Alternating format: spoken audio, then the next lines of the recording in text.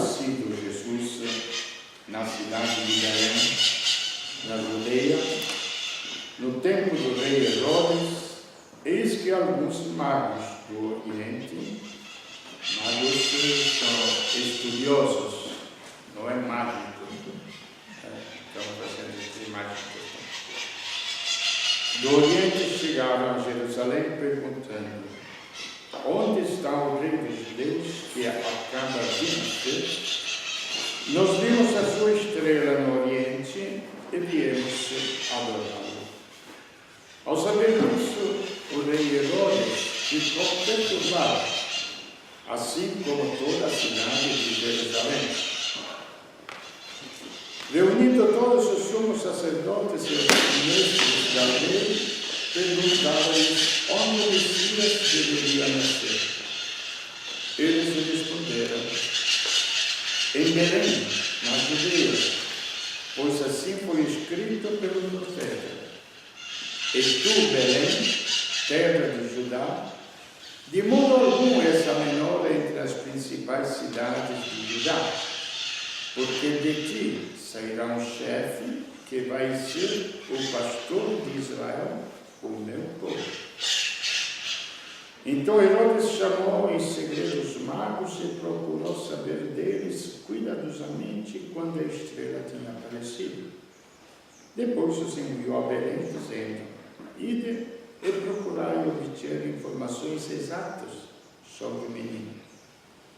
E quando o encontrardes, avisai-me, para que também eu vá adorá-lo. Depois que ouviram o rei, eles partiram, e a estrela que tinha visto no Oriente ia adiante deles, até parar sobre o lugar onde estava o menino. Ao verem de novo a estrela, os magos sentiram uma alegria muito grande. Quando entraram na casa, viram o menino com Maria, sua mãe, ajoelharam-se diante dele e o adoraram. Depois abriram-se os cofres e lhe ofereceram presentes: ouro, incenso e mirra. Avisados em sonho para não voltar a Herodes, retornaram para a sua terra, seguindo outro caminho. Palavra da salvação. Glória a vós, Senhor.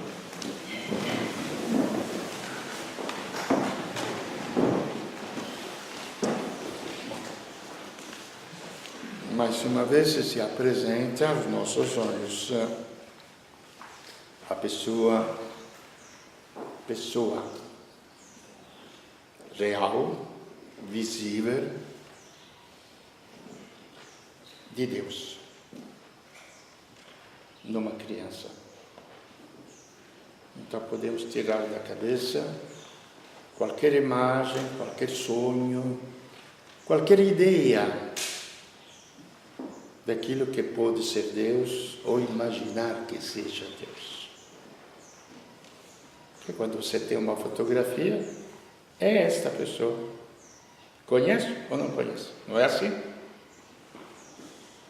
Então a fotografia de Deus é aquela criança.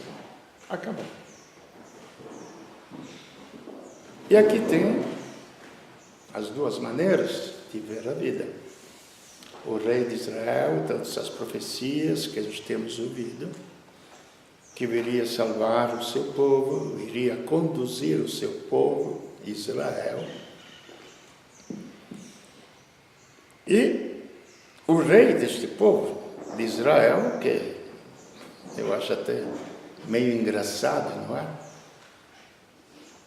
Os magos estudiosos eram caldeus, que estudavam astronomia. E, através dos sinais da astronomia, eles interpretavam a história e a salvação da humanidade. E eles procuravam a verdade, mesmo não sendo judeus, não sendo israelitas. Aos israelitas tinha sido revelada a verdade através dos profetas, mesmo assim não queria aceitar, porque para eles o reino prometido era um reino esplendoroso. E Herodes era o rei. Nascer outro rei. A gente vê um pouquinho na política o que acontece. Quando desponta outro líder, um tenta de derrubar o outro. Isso é história real. Por isso que, quando eu falo de fé cristã, é uma coisa muito real, muito prática. É ou não é? Não é sonhos, não são visões, etc. Então o rei chama os escribas, os teólogos da época, não quero falar mal dos teólogos da Igreja Católica, não. Eu frequentei escola de teologia, tenho muitos amigos teólogos, etc. Não é isto. São Tomás de Aquino era um teólogo, São Boaventura era um teólogo, mesmo assim era santos. Depende de como você leva, de que lado leva a teologia e o conhecimento. Se você leva para crer, ou para não crer. Já contei para vocês, quando eu era estudante em Roma, fizeram o concílio, em 62, eu estava no segundo ano de teologia. E tinha dois teólogos muito famosos, jovens.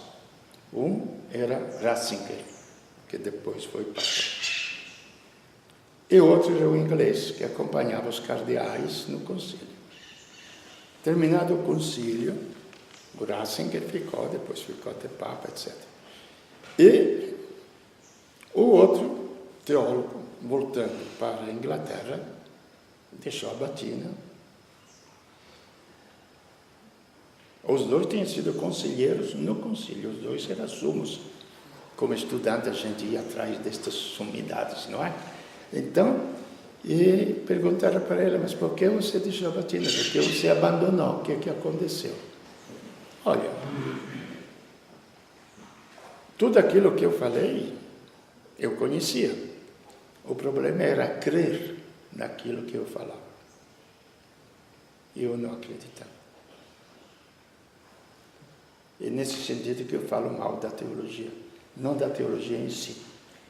Daqueles que estudam teologia pensando que isto vai resolver o mundo e não resolve. Porque não é o conhecimento que resolve, mas a fé. E eu não acreditava naquilo que eu falo. Mas como pode ser? É a realidade. Herodes pergunta aos fariseus, pergunta aos escribas, que eram os únicos que sabiam ler e conheciam, onde que vai nascer o rei de Israel? E tu, Belém, no profeta Isaías estava escrito, não será a menor, era uma aldeiazinha, Jerusalém, era a grande capital, não é? Não será a menor entre as cidades de Judá, porque de ti vai nascer, porque vai pastorear o meu povo. Então, eles conheciam, mas não acreditaram. Tiveram medo que este rei usurpasse o seu poder de rei sobre a terra. Entenderam? Então, o que acontece? Voltando atrás, sobre os magos, a estrela apareceu, não necessariamente precisa aparecer. Apesar que no Evangelho existem momentos em que Deus manda os anjos para avisar. Mandou o anjo a Maria, o anjo a José, etc. Não? Nada é impossível a ele. É quem é Senhor do universo, pode fazer tudo isso. Mas pelos estudos da astronomia, que eram infinitamente superiores, por incrível que pareça, aos nossos estudos atuais. Haja visto que toda a arquitetura dos antigos era calculada pelas estrelas. Muita ciência moderna está querendo descobrir como construir, estamos falando de coisas reais, como construíram as pirâmides do Egito. E nós estamos... Quais eram os meios? Vocês engenheiros, arquitetos aí, quais eram as técnicas que eles tinham? Veja, gente, que nós estamos falando de coisas reais, porque a fé se basa numa realidade revelada e manifestada.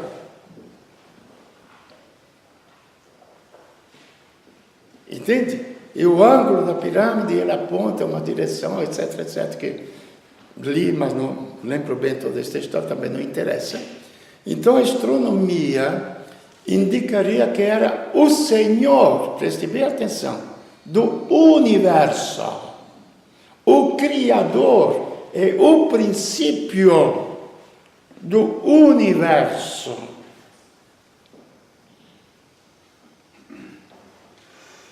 Então, vi outro dia, quando estava vendo, esses estudiosos que tinham os mapas que acompanharam no caminho para chegar até Belém. Então, não precisava, pelo cruzamento das estrelas, gente, e não é difícil entender isso. Eu, na minha pobre meditação muito simples, os navegantes, por muito menos, se dirigiam, antigamente não tinha GPS, não é? Se dirigiam pela estrela polar, não é? Lá no norte do hemisfério, e pelo Cruzeiro do Sul, para saber aonde direcionar os seus navios, não é? Então, gente, é tão prático, tão real. Se aprofundar o estudo dos fenômenos naturais, nós vamos descobrir a origem desses fenômenos. E depois de descoberta a origem desses fenômenos, descobrimos o Senhor do universo. Porque quem criou o universo, ele conduz a história do universo. Eu acho que qualquer um que construiu uma casa, ou um barraco, ou até uma criança que construiu um brinquedo, ou alguma coisa, vai permitir que o outro desmanche este brinquedo, não é? Eu acho. Esse Deus é o Senhor do universo e Ele construiu este universo. Não vai permitir que alguém destrua este universo. E neste universo nós fazemos parte. Porque quando nós nascemos, nós entramos nesta história do universo. Nós fazemos parte desta história. Então eles, como gente sincera, vieram para adorar o Criador do universo, porque para eles o estudo era tudo, o conhecimento era tudo. Então, feito isto, eles foram até Belém. Antigamente, Salomão tinha construído o templo de Jerusalém, aonde acolhiam povos. Era o reino de Davi, o mais esplendoroso. Deus tinha prometido. Não sei se ele... Bom, Deus não se engana, mas os homens não entenderam bem o que Deus queria explicar quando ele prometeu a terra onde correria leite e mel. Então, quando Davi se tornou poderoso, de um grupinho de exilados que vinha do Egito, então eles conseguiram, estão fazendo um monte de filmes por aí, estão fazendo todas as histórias, a história, como é que é, Marcelo? O coisa de Jericó, como é que é o negócio? O cerco de Jericó, estão renovando agora, o Jericó que vai cair, aí por diante, entendeu? Então, quando Davi conseguiu dominar todos os povos, é só ler a Bíblia, esta história, onde Deus lhe entregava os inimigos. Não era Davi que vencia. A famosa história do pastor, porque entre os irmãos de Davi tinha muitos irmãos valentes, guerreiros. E quando o profeta foi lá e perguntou que um dos filhos tinha que ser ungido rei no lugar de Saul, que aprontou. Entendeu? Aí mostrou a todos os filhos. O profeta falou, não é este, não é este, não é este. Para salvar Israel. Então, não tem jeito. Mas não tem mais ninguém. Tem o Davi lá que está pastoreando as ovelhas, está lá no campo. Manda chamar o Davi. Chamou Davi? Não, é este. Aí a famosa vitória de Davi, que isto todo mundo conhece, não? A funda de Davi, não é? E o Golias, um armário de potência. Quem vai guiar? Em nome do meu Deus. E deram até a armadura para Davi se vestir e lutar contra Golias. Mas ele se sentia desajustado, jogou fora a armadura. Falou, está aqui, eu vou em nome de Deus. E ele venceu o famoso Golias. O sentido muito claro, que quando Deus está com os homens, todos os inimigos são vencidos. Mas se os homens abandonam Deus, não tem jeito. Não tem jeito. Veja vocês as leis modernas que querem fazer. Estas mortes, o tráfico, não vai ter jeito. Mas você é pessimista? Não, sou muito realista. Fora de Deus, gente, não tem jeito. Não tem jeito. Então, qual o caminho? Lutar junto com Deus. Começando pela nossa fraqueza. Então, a história de Davi nos mostra exatamente que eu me apresento a Deus como? Sem nada. Deixando que Ele lute por mim. Deixar que Ele lute por mim. Deixando que Ele faça por mim. Então, Deus não pede nada. Ele nos oferece tudo. Então, Salomão, filho de Davi, construiu o templo, vinha, o povo de Israel pensava, 3.000 anos depois, ainda hoje pensam lá, com esta briga com os palestinos, de ser uma grande nação. Aí, pensava que finalmente Deus tinha mantido a promessa, mas a promessa que Deus tinha feito era o descendente de Davi. Eis porque tu, Belém, não será menor, porque de ti nascerá o descendente de Davi. José fazia parte da família de Davi com as descendências. Entendeu? No descendente de Davi haverá um reino eterno. Reino de paz, reino de vida, reino de justiça, reino eterno, que não é somente lutar contra os males da humanidade. É preciso lutar também contra os males que estão fora da humanidade, tipo as doenças e tipo a própria morte. Nós temos que encarar tudo o que destrói a humanidade. Primeiro, o que destrói. Segundo, o que não faz desenvolver a humanidade, que é a nossa pessoa. Aí entra a história de cada um de nós, que quer da própria vida e qual é o futuro que eu quero da minha vida. Entendeu? Então todos os povos vinham até Jerusalém, ofereciam ouro, etc, etc. Agora, com o nascimento de Cristo, em Belém, veio o mundo inteiro. Repito, os magos estudiosos que não eram israelitas. O mundo inteiro vieram para adorar o Rei do Universo. Isto que quer dizer? O caminho da humanidade toda rumo a Deus. É um caminho irreversível. Irreversível. porque fizeste-nos para vós, ó Deus. E o nosso coração não terá paz até que não repousar em vós. E este caminho irreversível que é o sentido da existência de todos os homens. Aí, por revelação, São Paulo fala aos pagãos, aos efésios, que não era da herança de Israel.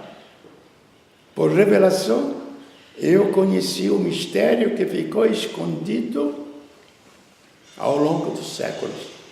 Porque antes era o Deus de Israel, não era o Deus de todos os povos. Os egípcios tinham os próprios deuses, os caldeus tinham os próprios deuses, os do Irã atual, da Pérsia, tinham os próprios deuses, os romanos, os gregos, tinham os próprios deuses. O máximo que eles aconteciam, e dizia o rei de Israel, que tinha se revelado aos profetas. Agora São Paulo revela para compreendermos o anúncio e como deve ter sido difícil para as comunidades cristãs de Jerusalém admitir que outros povos pudessem fazer parte da herança de Deus. Não foi simples, não. Não foi tão simples, porque a gente, apesar de crer, a nossa cultura é muito acanhada, é muito fechada. Então, nós julgamos pelo conhecimento que nós temos. Por isso que a gente não consegue se expandir, e ser aberto, e ser mais universal. Entende? Muita caminhada, nós vivemos por aquilo que conhecemos. Essa é a realidade da nossa existência. Nada mais do que isso. Entende? Então, o que acontecia é que quando os pagãos se convertiam, os da comunidade de Tiago de Jerusalém, carta aos Colossenses, aos Gálatas, ou insensatos, ou estúpidos Gálatas, quem vos enfeitiçou? Porque eram batizados em Cristo, mas para eles tinham que fazer a circuncisão, tinham que observar as regras dos judeus, etc. Aí São Paulo fala, então Cristo não valeu de nada para vocês, Cristo não é superior à circuncisão, não é superior. Então, para vocês compreenderem porque dentro da igreja muitas coisas parece que não evolui, parece que volta atrás, tudo é próprio isso da nossa ignorância. Então vieram estes magos, os povos todos, e a manifestação de Deus à humanidade. Então Cristo é o Rei do universo. O que quer dizer Rei? Aquele que domina, aquele que cobra os impostos, ou aquele que alimenta as pessoas que vivem na sua casa. Aí nós compreendemos depois, ao longo do caminho, que reinado Deus tinha em Cristo. Ele assumiu sobre si as nossas dores. E nós chegamos ao grande mistério da cruz, que tantas vezes falei para vocês, não é simples compaixão, mas é uma cirurgia necessária para eliminar os males mais íntimos de todo ser humano. Este é o Rei. Por isso que nós temos os 3 pontos básicos. Sei lá, talvez minha culpa, meu privilégio. Eu aprendi o cristianismo através de Francisco. Francisco não tinha coisas esplendorosas na vida. Ele simplesmente criou o presépio porque queria meditar no vivo. Como é que Deus se fez carne. Depois ele adorava a Eucaristia para saber por que Deus se escondeu dentro de um pedaço de pão e se fez alimento. Alimento. Como a mãe alimenta o próprio filho com seu leite, fruto do seu próprio corpo. Aqui nós temos que entrar na história real da existência. Pode crer ou não crer, mas a realidade é esta. Alimento. E depois o grande mistério da cruz, que vale mais do que todos os tesouros de arte. Cristo na cruz. Porque os gregos, as grandes universidades da época, hoje em dia diríamos a tecnologia, sinal de avanço, de civilização, não é? Os gregos queriam a filosofia que explicasse. E procuravam na filosofia as explicações do mundo. E os judeus queriam assistir a milagres. Que sinal você faz, perguntar a Jesus, para que nós creamos em ti? E ele falou, vou dar somente o sinal. Pode destruir este templo, que é o meu corpo, e eu reconstruirei depois de 3 dias. Este é o grande mistério da cruz. Você entra morto, você vence a morte, você sai vivo. Imortal e eterno. E este é o anúncio e a visita dos povos, dos homens, que procuram de várias formas. Nisto é o respeito que eu sempre digo a todos que buscam com sinceridade a Deus, não aos falsos adoradores. Prestemos atenção. Os falsos adoradores. Os verdadeiros adoradores. Aqueles que vão com o coração sincero. Quando me falam, mas aquela pessoa é muito religiosa, vamos devagar, por favor. Por favor, não me falem. Não vamos profanar a verdadeira religião, que é a presença real de Deus no mundo e no coração dos homens. Primeiro, quem não faz o mal ao próximo é religioso. Segundo, quem aprendeu um pouquinho mais da sua vida pelos outros é religioso. Fora disso, gente, não é nenhum religioso. Pode frequentar a igreja o tempo que quiser, quando quiser, aonde quiser. Porque religião é a vida de Deus no coração dos homens. Então, com respeito de todos aqueles que procuram a Deus,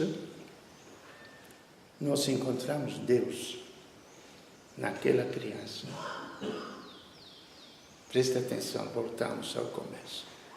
Os magos procuram e encontram Deus não no templo esplendoroso de Jerusalém. Encontra Deus, está escrito, não é? Não sou eu que estou inventando. A estrela guiou eles, foram até a casa, e na casa encontraram Maria com o menino. E Deus estava naquela criança.